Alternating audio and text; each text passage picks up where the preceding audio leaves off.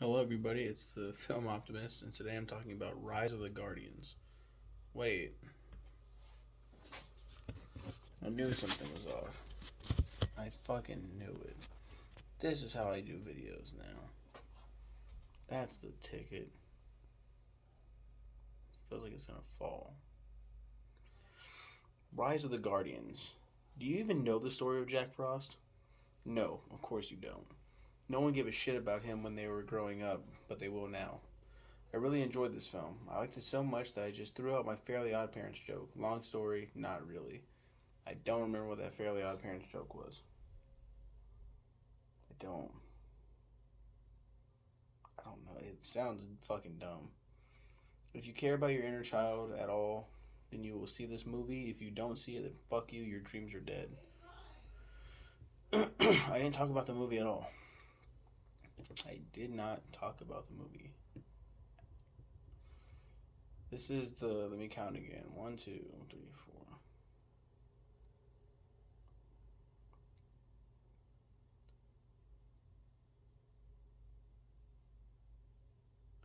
It's the 25th movie. The 25th film. 25th DreamWorks animation theatrical film, because there was also one straight to DVD that I can't wait to talk about, honestly. Okay. It's based on the book series The Guardians of Childhood by William Joyce and the short film The Man on the Moon by William Joyce.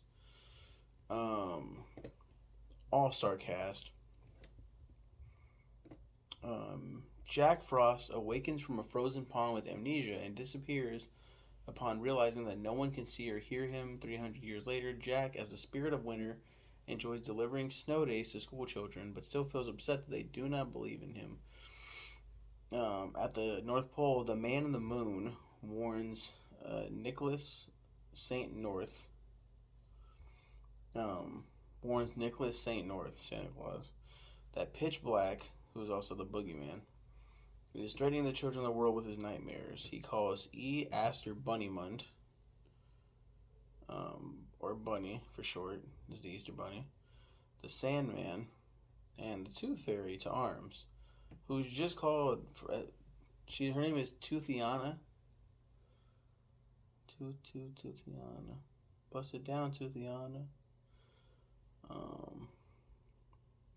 Sandy the Sandman. His name's the Sandman, but everyone calls him Sandy for short. They are told that Jack Frost has been chosen to be a new guardian, and Bunny brings him to the North Pole. North explains to Jack that every guardian has a center, something they are the guardian of, but a call for help from Tooth's fairies ends the conversation. And he has to prove himself, and they all. None of them fucking believe in him, which is justified by you and I's childhoods. Nobody ever fucking thought of like Jack Frost as a real character. There's the Santa Claus 3 where he was a villain. There's one of the old Rankin Bass shorts. There's like two Rankin Bass shorts, one where he's bad and one where he's good. Which is very fucking confusing. This one's some fucking pretty boy. He's voiced by Chris Pine. Handsome Devil, who looks like the fucking puppet from Team America World Police. I can't unsee that shit. Pitch Black, the villain, who looks absolutely just creepy as fuck. Perfect. Really good villain. Voiced by Jude Law. Santa Claus is voiced by Alex.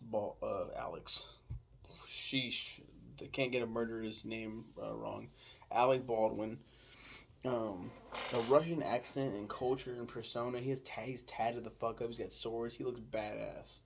This is a really good Santa Claus. Really dope Santa Claus. Hugh Jackman is the Easter Bunny. He shares his voice actor's Australian accent. And Isla Fisher. Is that how you say her name? As Toothiana. Do they ever call her Toothiana? Tooth is part human and part hummingbird, loosely resembling a canary. I don't He doesn't can't speak but communicates through sand images that he conjures above his head. Yeah, Sandy the Sandman does not talk. He has to prove that they can't see him. They can see every other character, the kids, but they can't see him because they don't believe in him. Nobody's heard of Jack Frost, so why the fuck would they believe in him? Only one kid can see him, and it's Dakota Goyo, who voices Jamie Bennett. Jamie can believe. He believes. He says, "You know the song Jack Frost nipping at your nose? That's Jack Frost." And like all of his friends make fun of him, like, "Oh, you believe in Santa Claus and the Easter Bunny and the Tooth Fairy?" When secretly they all believe as well. But he's very open about it. Like, no, these are all real guys. You don't understand. Um, yeah, 25th. The 25th DreamWorks animation film. Budget of 145 million. It did 306 million, which is still they made it. They made it. You know, they made money. They made money, but not as much as they wanted to. On that big of a budget, they're trying to get to at least like the billions, right?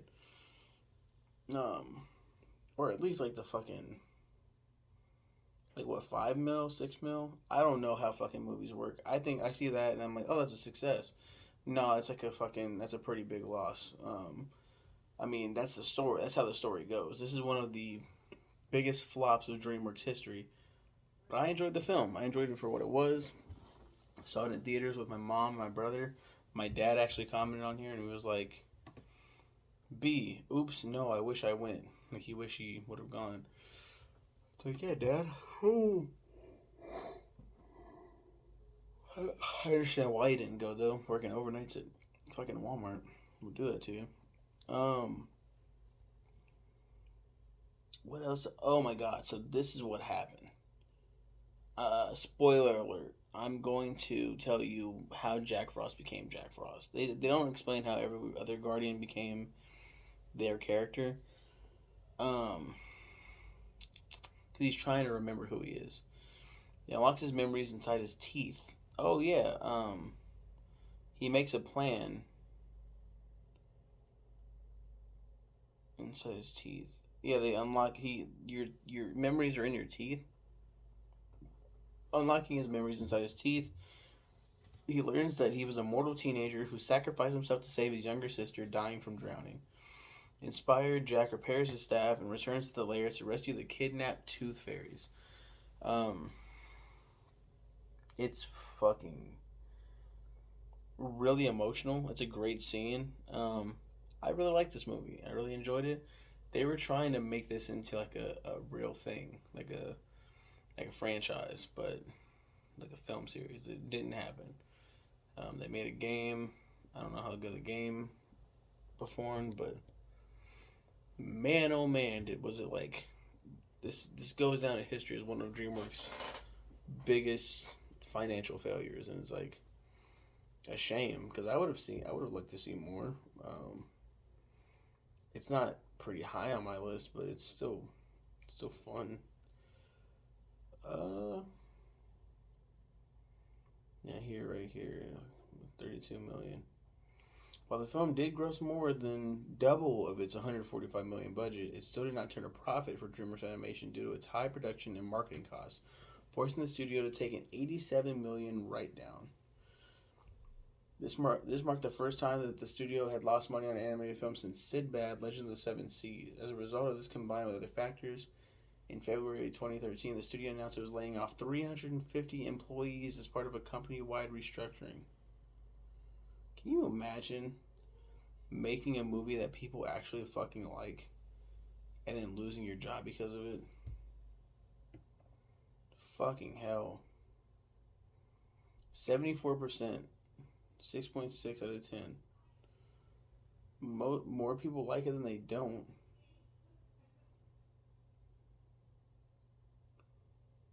Oh my god. I don't know. But that's it. That's Rise of the Guardians. You all have a wonderful day and take care.